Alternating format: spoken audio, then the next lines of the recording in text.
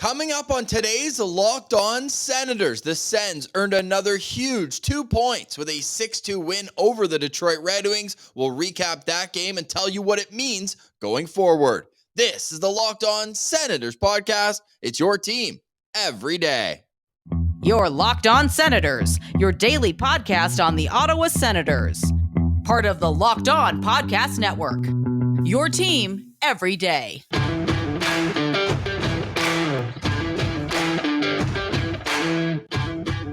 I'm Jake Sanderson, and you're listening to Locked On Senators podcast.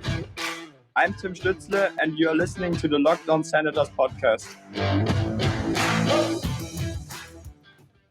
And welcome to episode 746 of the Locked On Senators podcast. I'm Ross Levitan from the heart of enemy territory. Is it? In Los Cabos, Mexico. This is the first hockey podcast unofficially to be recorded in Mexico. Pilsy is in the air right now. If you follow him on Twitter at Brandon Pillar, tough day yesterday.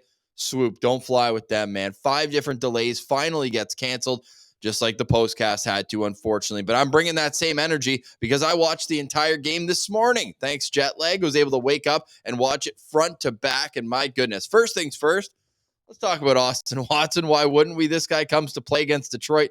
4 goals in 4 games this year. He had 2 goals and was a bloody mess after the second one, heading to the bench, getting the boys fired up. And that really exemplified this 2-game series. That's why I want to start with Austin Watson. The Senators bullied the Detroit Red Wings. There's no other way to put it. This was an unbelievable performance. Yeah, we'll get to Brady, of course, the flex on Jake Wallman after the 6th goal. That was awesome too. But I just thought Austin Watson played a heck of a game. A great skill goal on the breakaway. Are you kidding me? Like, who knew that he had that in him? I know he was a first-round pick, but that was awesome to see. And you know that gets the bench fired up, especially after the Sens once again allowed the first goal in this game. I guess they were down twice in the game on Monday, and then yesterday, Kubalik scores the first goal of the game. But were you guys worried? Come on, you weren't worried after that. When the Senators were able to bounce back so easily on Monday, and this time it took all but 18 seconds before Tim Stützle was hooked on a breakaway. He gets a penalty shot. And you know what? I can see Detroit fans understanding. Like, that was maybe a penalty. But I guess if you're on a clear-cut breakaway like he was, you get the shot, and Timmy Superstar makes absolutely no mistake. And the amount of videos that we saw on Twitter sent to us, Bob Larmer had a great one too. The angle was just so perfect, and Timmy's hands just moved so fast. He was able to make no mistake, beats Ville Husto, and he gets his 28th goal of the season. Unreal for Tim Stützle, tied at 1. And then this is where Austin Watson got in his bag of tricks. He scores shorthanded. By the way, the Wings power play went 0 for 8 and gave up a shorthanded goal. So we heard a lot of whining. We heard a lot in our comments on YouTube as well about how the Red Wings were playing against the Senators and playing against the referees on Monday night. Well, I don't know what the excuse is in last night's game. You got to score on the power play, and Detroit did absolutely nothing. And they didn't even give themselves much of an opportunity at setting up. I didn't think they had that many chances on the power play. I thought Matt Sogard was good. Yeah, only 5 shots against Matt Sogard on 8 power play opportunities. Yeah, a couple were cut short and all that. I get it. But unreal that they weren't able to take any advantage over the Senators in that regard. Heck, the Detroit Red Wings only had 17 shots against in the entire game. I'm going to ask you guys, what is the lowest amount of shots they've allowed in a game all season? Yeah, see, I let you think about it because you knew it was last night. 17 shots, the fewest that Ottawa's allowed all season. Second fewest was actually the win against Pittsburgh. Remember that? 5 even strength goals. They win in overtime, that 5-4 win, where they outshot the Penguins 40-19 in that game. And then in January, their loss in St. Louis was 20 shots. Only the second time this season the Sens have allowed under 20 shots in a game. And this was just an all-around great effort. And I want to talk about DJ Smith too. We'll get to that afterwards. Just to finish off the scoring summary, almost like a postcast style. We have to give Claude, I mean, it's every game now, but what more can Claude Giroux do? This guy gets another goal and an assist. And yeah, I was on the 5th and 6th goals of the game, but this guy is now only 17 points away from 1,000. if you've been playing along. Also, Alex DeBrincat is now a 20-goal scorer. So it took him a little while to get there. Yeah, we know. But at the same time, still impressive to see Alex DeBrincat was able to get to a good milestone at this point in the season. I think if he heats up, this team's going to have a great finish. They're 15-1-1 when he scores a goal. So if you look at just that stat, hey, he's only scored in 16 out of 60 games, but when he scores, it's a very strong possibility that the Sens come out with 2 points, and usually in regulation as well. We talked about Claude Giroux. Let's save Brady Tkachuk for the next segment because that's going to be a lot of fun to get into. And DJ Smith, about that and about how we're hard on him, and rightfully so. Some of the defensive zone structure not there. And yeah, maybe this is a little bit, how do I say this nicely? A little bit reactionary by me because the Ottawa Senators just allowed 17 shots in a game and for back-to-back nights have been playing playoff style hockey when we thought that's the kind of game that Detroit was going to give them as well, but it just was not to be. 6-2 Monday, 6-1 on Tuesday. Did you guys see Kyle Bukauskas, his tweet with Sportsnet? He said they win the match 6-2, 6-1. A nice little tennis reference there. Really appreciated that from our guy, Kyle Bukauskas. Hey, we appreciate everyone following along on Twitter as well at Sens Central, LockedOn.Senators on Instagram. And make sure you're following Pilsy. This guy's going to be so fired up to get here today. He'll be on the podcast with me tomorrow and Friday. We've got a little bit of a later show, I think, on Friday. We'll wait for the trade deadline to pass. Final segment in this show, I'll touch on a few of the trades. And a great request came on Twitter, too, to go through a few of the bigger trades that have happened. For example, Jonas Korpisalo and Vladislav Gavrikov, both going from Columbus to LA. I guess this one's a little bit different in terms of what I'm getting to, but the Senators, what would a trade for similar value look like from the Sens perspective? So I'll get into that at the end of the show on a couple of those, but that's all coming up. You are listening to Locked On Senators. Today's episode is brought to you by Indeed. When your business is starting its championship run, nothing matters more than finding and hiring the best team. With Indeed, you have the power to build a dynasty by hiring more MVPs and doing it faster. If you're hiring, you need Indeed because Indeed is the hiring partner where you can attract, interview, and hire all in one place. And Indeed is the only job site where you're guaranteed to find quality applicants that meet your must-have requirements or else you don't pay. Instead of spending hours on multiple job sites, Indeed partners with you every step of the hiring process. With Instant Match, as soon as a sponsor posts, you get a short list of quality candidates with resumes on Indeed that match your job description, and you can invite them to apply right away. Plus, you only pay for quality applicants that meet your must-have requirements. So start right now with a $75 sponsored job credit to upgrade your job post at Indeed.com/lockedon. The offer is valid through March 31st, so go to Indeed.com/lockedon to claim your $75 credit before March 31st. Indeed.com/lockedon. Terms and conditions apply. Need to hire? You need to get Indeed.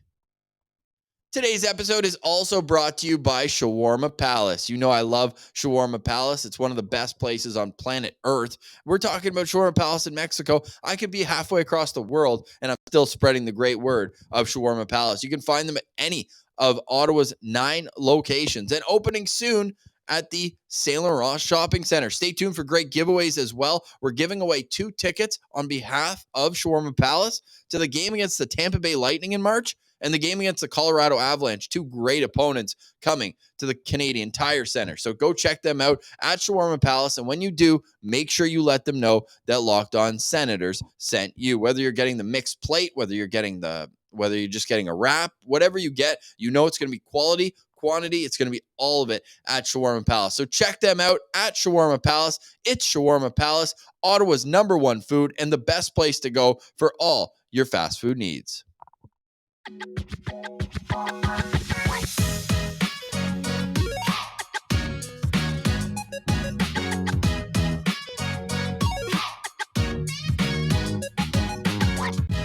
All right. Thank you for making Locked On Senators your first listen on this March 1st, Wednesday, March 1st. I forgot to say that at the top. We were talking about Pilsy. We were talking about unfortunate that the postcast couldn't go because of all the shows that we've done. That's the game. What we can't do the postcast. Where was that? Where was that in November? Where was that in November? But I won't complain because the vibes are still immaculate, whether you're on Sens Twitter or just walking around. You got a little extra pep in your step because we went into these games saying that they could break the season. If Ottawa got, 1 point? 0? No. Not only do they get all 4 points in regulation, keeping Detroit from getting any, they also prove that they can beat the wheels off the Red Wings, the winged wheel right off of them. It was an absolute outclassment. And I just want you to go check out Locked On Red Wings after you're done checking out this show because those guys are awesome. We always have good chats with Scotty Bentley, Brian Fisher, and they said how it was, man. It was great to hear because sometimes you get the excuse train about the officials and all that. 8 power plays tonight, Red Wings fans. 8 power plays, did absolutely nothing with it in the 6-1 loss. Tim Stützle with another 3-point game. Just chalk it up. This guy has got more 3-point nights than most guys in the league, it feels like, especially since January 1st. But overall, just a huge performance from a lot of guys. And that fourth line, since Mark Kastlick has been back, is just a whole different animal right now. As he's just, he snaps him back in the faceoff dot. What was he? Yeah, another 64% last night. Had an assist, 2 hits. Like, this whole team, they all have bought in. And I want to ask you guys, because I'm genuinely curious, how much credit does the coach get when your team plays as well as the Senators have played over this last period? Because it's always the first place we look when the Senators don't play well. So I'm really curious. Where does it look like to you with DJ Smith right now? Are you content with him? Are you happy? Are you still saying, you know what, the defensive zone system, when we play against better teams, we get exposed? Although, like Carolina, they certainly were exposed, right? 4-0 shutout. That was brutal. But even the Boston game, in Boston, matinee, they're sitting at home. Ottawa's playing second half back-to-back. I still thought they hung in there a little bit. It was a bit of rope-a-dope, but they hung in there. So I'm curious where you're at, and if these last 2 games where DJ Smith sold it to his players as a mini playoff series. You heard Jake Sanderson talking to Claire Hanna on Monday about that. Brady Tkachuk talked about it post-game on Monday, that this was being treated as a 2-game mini playoff series. Well, this was Sens Habs in 2013 type playoff series where Ottawa came out and just physically dominated the game. They put more pucks on net. They score a ton of goals, 12 goals. Okay, shout out all the fans at the CTC. In the last 3 home games, the Sens have scored 19 goals. Like, are you kidding me? And Pilsy and I had to pick the game right before that to go to. Now, they still scored a couple in that game. Brutal third period. But still, actually, no, I shouldn't even say full third period because third period, we got Brady doing the Chris Neal. We had Brady running over Jason Dickinson. But yeah, they gave up the lead. Anyways, 19 goals in their 3 home games since then. Super impressive from this team. They're getting it from all areas, and they're getting it from a lot of lines. And our boy at Laleem's Martian tweeted out that the Senators now have a number of 20-goal scorers. Tim Stützle, 28. Brady Tkachuk, 26. Claude Giroux at 25, and I just mentioned Alex DeBrincat hitting 20. Drake Batherson is at 19, and Shane Pinto is at 15. So, when was the last time, at Laleem's Martian asked, that the Senators had 6 20-goal guys? And our friend KW Sens fan, great friend of the show, he says 05-06. So that's 18 years ago. Who were the 6 20-goal scorers on that 05-06 team? Danny Heatley's an easy one, had 50. Daniel Alfredson had 43. Mike Fisher had 22. Antoine Vermette scored 21. Patrick Eves scored 20 goals. And Peter Schaefer also scored 20 goals. So that just tells you the talent on that team, eh? And that's with Martin Havlat only playing 18 games that year due to injury. He had 9 goals. He was almost halfway there in 18 games. Wow. 18 years ago, feels like yesterday, where this team was able to knock out a few 20-goal scores. Hopefully, I think they get 6 this year. You guys think Pinto's got 5 more goals in him? I do.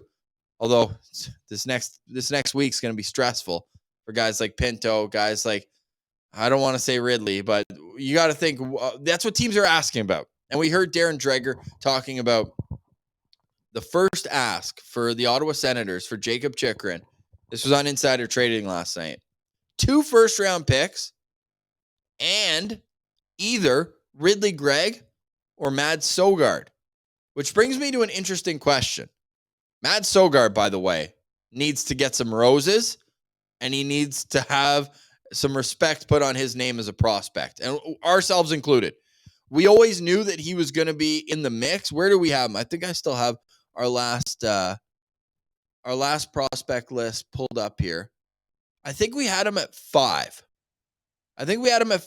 And a lot of that was that when he plays well, we know he can be one of the best goalie prospects in the NHL. But when he's struggling, there's times where he struggled with consistency in the AHL. Not happening here.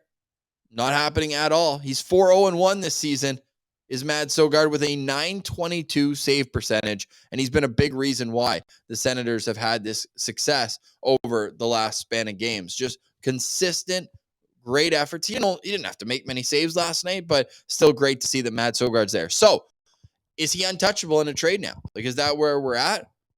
I don't hate it. I think that he's going to be a really important part of the future. The X factor in all this could be Levi Meriläinen, because he's doing amazing things overseas, but he struggled a little bit on a not 100%, but not a bad team in the OHL in Kingston last year. So I'm curious where we go from here with the goaltending. And if Mads Søgaard is the guy, how soon do you just hand him the reins? Like, is Cam Talbot still being shopped, or do you want to have a veteran with him down the stretch? Unfortunately, it doesn't look like Anton Forsberg will make a return this season. At the very least, we hope he makes a full recovery for training camp after 2 torn MCLs. But with Cam Talbot, what are you thinking? Are you thinking we keep him no matter what? Are you thinking that they should move him and try to get a defenseman for Cam Talbot? Because at this point, and Martian made a good point, talk about a good timing tweet, when he was going off on how Austin Watson, maybe you keep him. Obviously, if the price is Tanner Jeannot, or like even a light version of Tanner Jeannot, you jump on it. But at what point now has this team earned the right to not be moving players for 5th and 6th round picks? Right? Those guys, they're lottery balls, the 5th and 6th rounders. If you're going to get a second, a third for maybe not a third for Talbot, maybe a second for Talbot, but a third for Watson, something like that. If someone wants to overpay, sure. Let's keep down that path. But I'm also of the mind where what message are you trying to send your dressing room? Because Derek Brassard says, hey, we've earned to get some help here.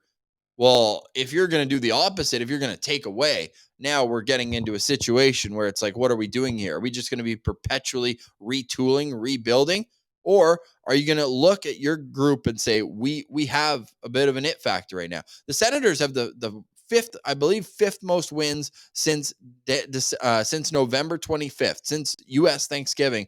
They have the 5th most wins in the National Hockey League. So that in itself, and I need to confirm that stat, because that sounded a little off to me, but that's just how much the Senators have been winning right now, and over a long period of time, right? They have that stinker of a November, and all of a sudden you're like, oh, this sucks, right? But sure enough, they're battling back, and I almost want to pull it up. Sorry, they're tied for 6th with Winnipeg, who's played 2 extra games.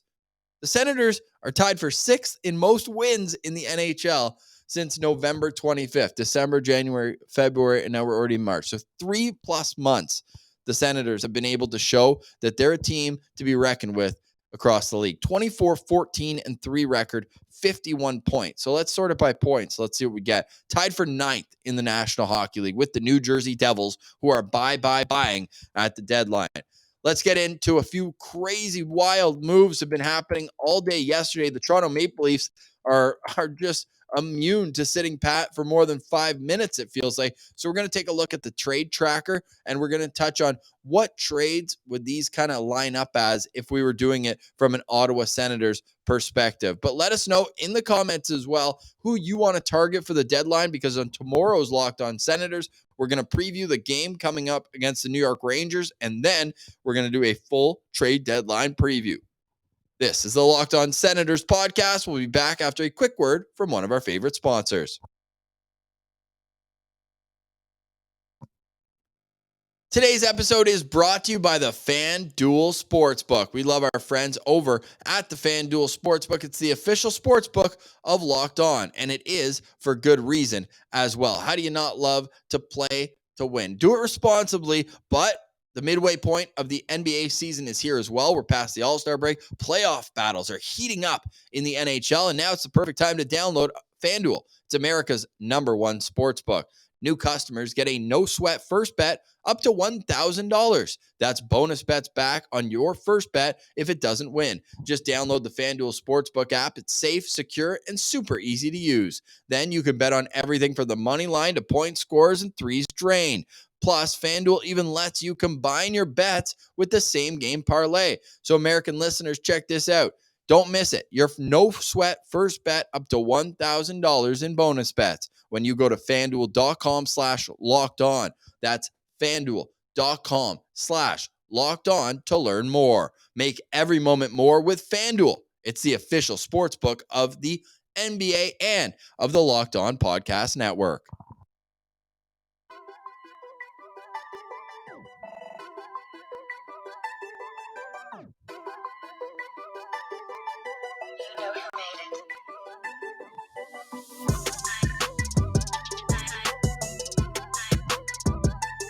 All right, final segment of Locked On Senators. Pilsy will be back with me tomorrow, Friday, and hopefully we get a postcast for you tomorrow night as well. The Ottawa Senators keep rolling, and now they find themselves just, I would say, I'll save it for Pilsy because I want to go back and forth with him on this. I don't think they're sniffing around anymore, guys. I think the Ottawa Senators are in a wild card race. The Senators are 5 points back of the Pittsburgh Penguins. Same amount of games played, but I'm eyeing the team in the first wild card spot, the New York Islanders. 70 points, so they're up 6 points on the Ottawa Senators, but they have 4 more games played. So games in hand still matter. The Sens go 3-1 in those games. Boom, they're right tied with them. Of course, Buffalo and Florida are in the mix as well. Buffalo has a game in hand on Ottawa, although Buffalo lost yesterday to Columbus of all teams, and Florida has 2 extra games played. So winning percentage-wise, Buffalo and Ottawa are the 2 teams to watch for. So get those hater gloves out. Our Locked On Sabres co-host there, he deserves everything that's coming with the Sabres falling out of the race after what he said about our guy, Chris Neal. So let's get in